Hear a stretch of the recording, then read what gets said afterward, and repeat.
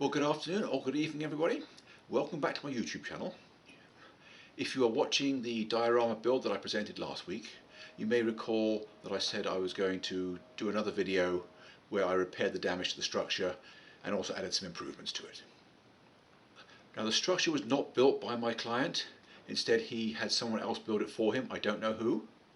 And for the most part, he made a reasonable job of it. But there were a couple of mistakes made, and as a result, there was some repairs necessary to it. By the time I got it, not only had a few parts been knocked off during shipping, but parts of it were starting to warp, and that warping continued to get much worse while I had it. So for the first part of this video, let's get that problem corrected. On the diorama. As you can see, the rear porch roof is badly warped, even though it's still attached to the structure. The problem is that it was laminated from two dissimilar surfaces, and the two were joined together very securely. And with such dissimilar substances, they take climatic changes very differently. There are ways to avoid it. One is to ensure that you laminate a piece of plastic on both sides to balance the stresses, but probably the best way is to make sure it's properly braced, or to ensure that you only use one kind of material in the various laminations, either all wood-based or all styrene-based. Before anyone claims that it was caused by the excessive amount of moisture in the air during the scenery making process, that is not the case. As you can see, the other two roofs were detached from the building, and they were nowhere near the work area when it was being done, and they are just as bad, if not worse. It would have been easier to straighten the rear porch roof if I could have got it off the building, but it was still securely stuck along the bottom edge, and I didn't want to risk breaking the structure further by prying it off. The other two roofs I was able to straighten up quite satisfactorily. Let's take a look at those now. Well, here is the front porch, and as you can see, the same thing has happened with that one. It's curved, and although it is still attached to the rafters, you can see that it's forcing its way off. And with there being very little gluing surface, it's pulled the porch roof off the building. Originally I thought it was the shipping that had caused it. I don't think that's the case now. I think it was already going to happen. I think it was already starting to warp. And here we can see the main roof. You can see how the last inch or so is really curved on both sides of the roof. He's put 3 pieces of 1/8 inch square strip wood in an attempt to stop it curling, but it's never going to work because it stops inside the walls of the building.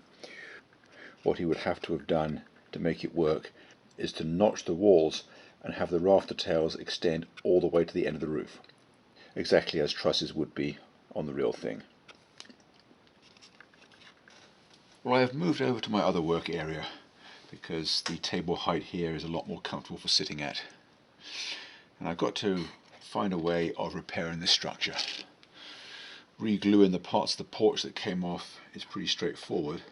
The biggest problem is going to be finding a way to straighten the roofs that have warped.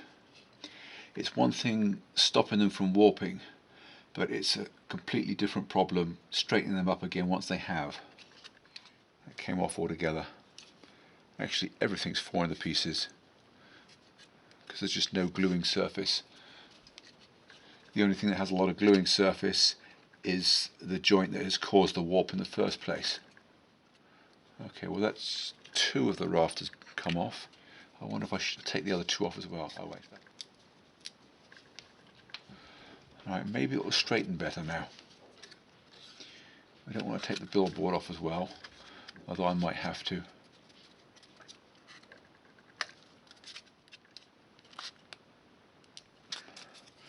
Alright, this billboard is pretty much off now.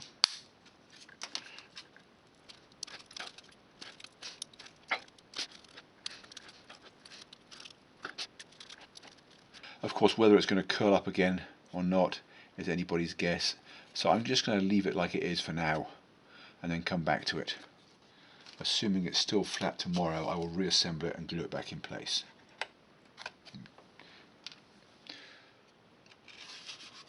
I wonder what I can do about the main roof. Look how much that is curved.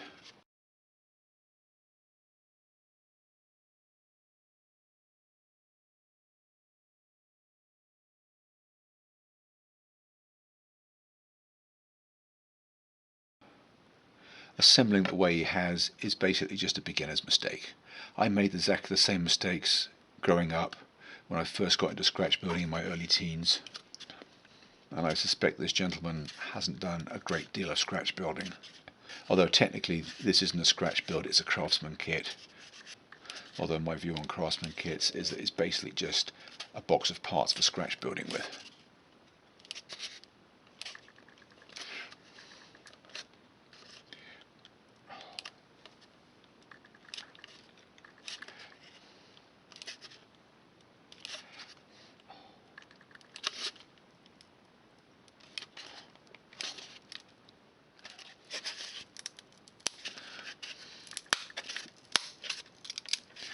Actually, that popping might actually be a good thing, because I think that is the glue between the cardboard subroof and the shingles, and if that comes off completely I should be able to get it straight again. So it's starting to let go, and that I think is a good sign. If I can get it to let go all the way along the bottom inch of the roof, I think I can get this side straight again.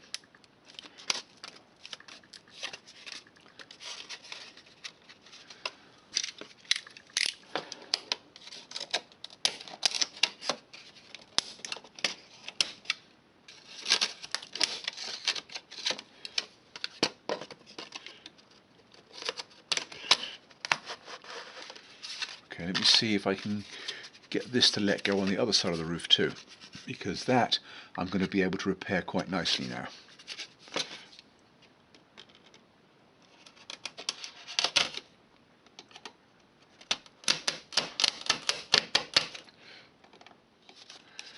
So that's that main roof more or less straight again. There's a little bit of a bow at the top, but I'm not going to worry about that because old roofs tend to sag anyway, and that's not going to be a problem. So how do I want to reattach it? I think I want to put just a small amount of glue, just a few dots along the edge, without gluing it all over. Before I do that, I'm going to reattach the rafters.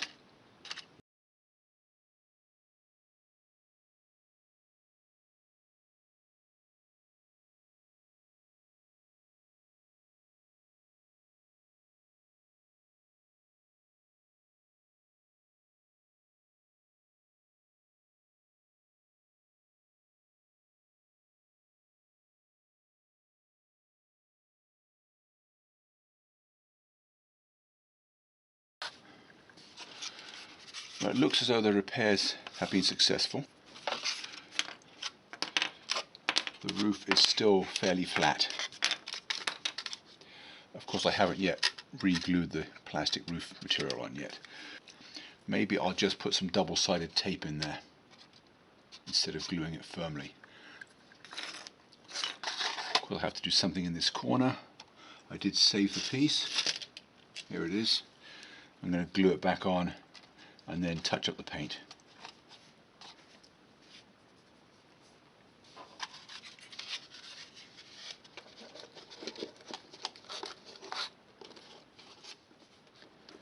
I've got a corner broken here.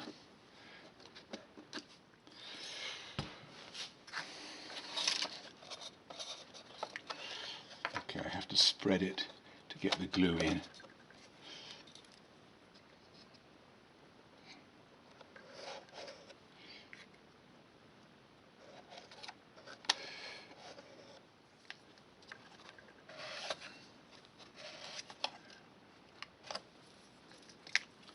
And that will hold itself together quite nicely as long as the glue is given time to set properly.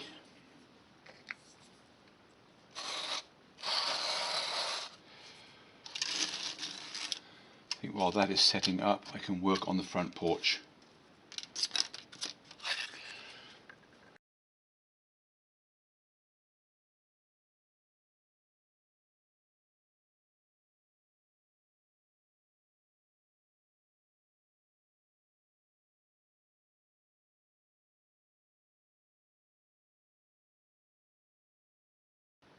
Well, although I always knew that there was a certain amount of distortion of the front wall of the structure, I didn't realise quite how bad it was until I went to reinstall the two roof sections.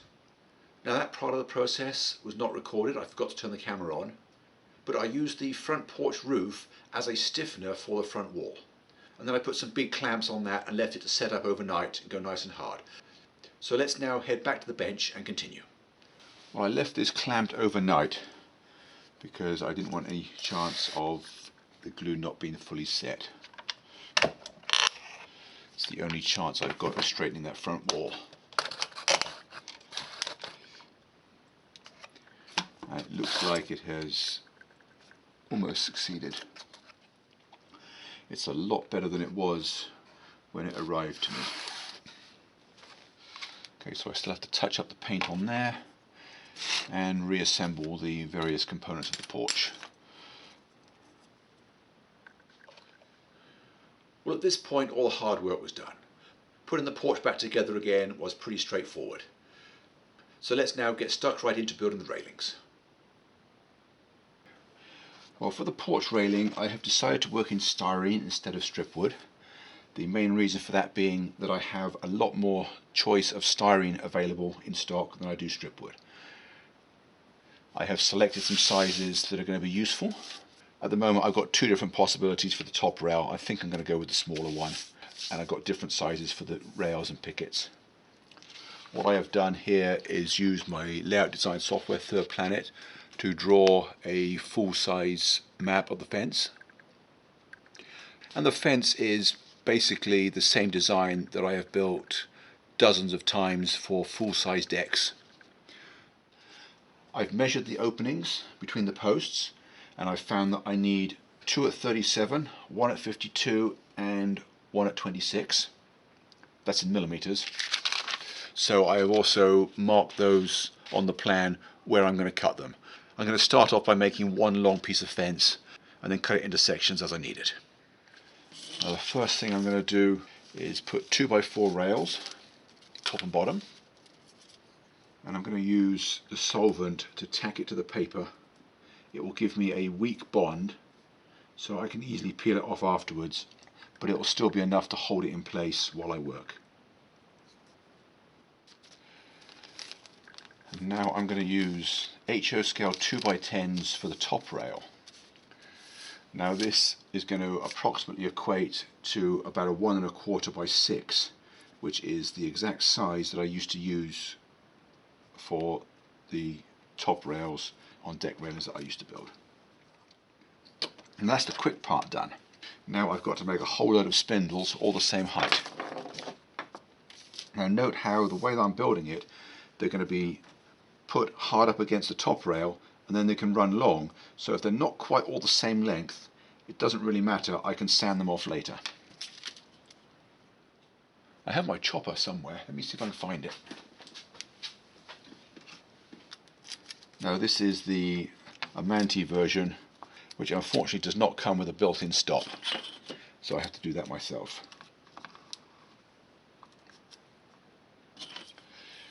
I should have bought the short line version, but this was available at a good price. I just have to arrange my own stop. Let's just cut one and make sure it's right.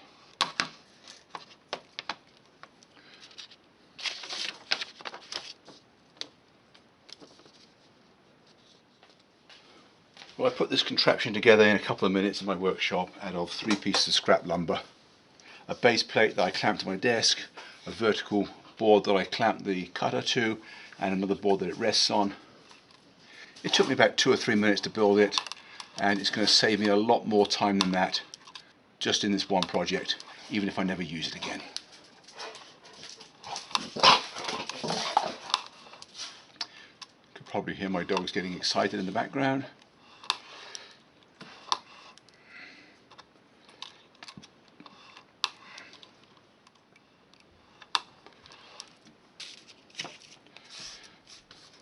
I'm going to use those for now and then come back and see how many more I need.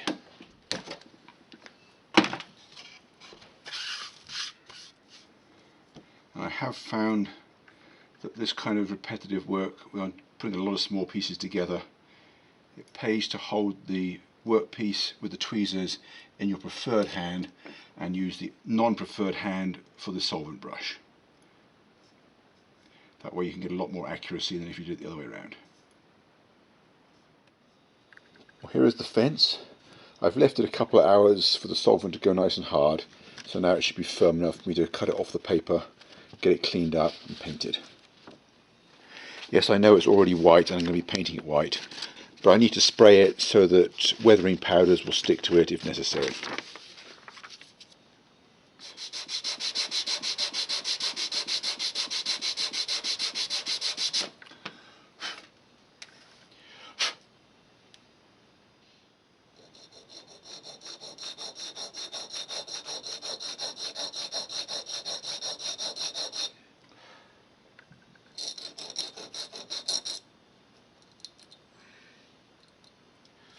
I have a few pieces that are not glued on properly.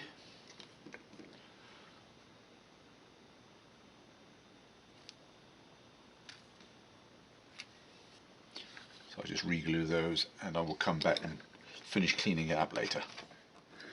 Well, I had to pause for the extra couple of stakes to be re-glued, and I've now sanded them off so the bottom is fairly even. I'm going to get it spray painted now while it's still all in one piece, and then I'll cut the 4 segments to length and install them tomorrow. And here is the structure with the porch railings just resting approximately in the right places.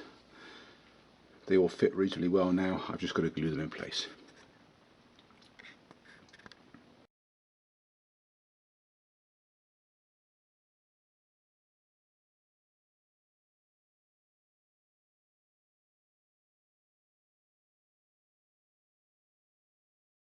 Well, that's all for this week.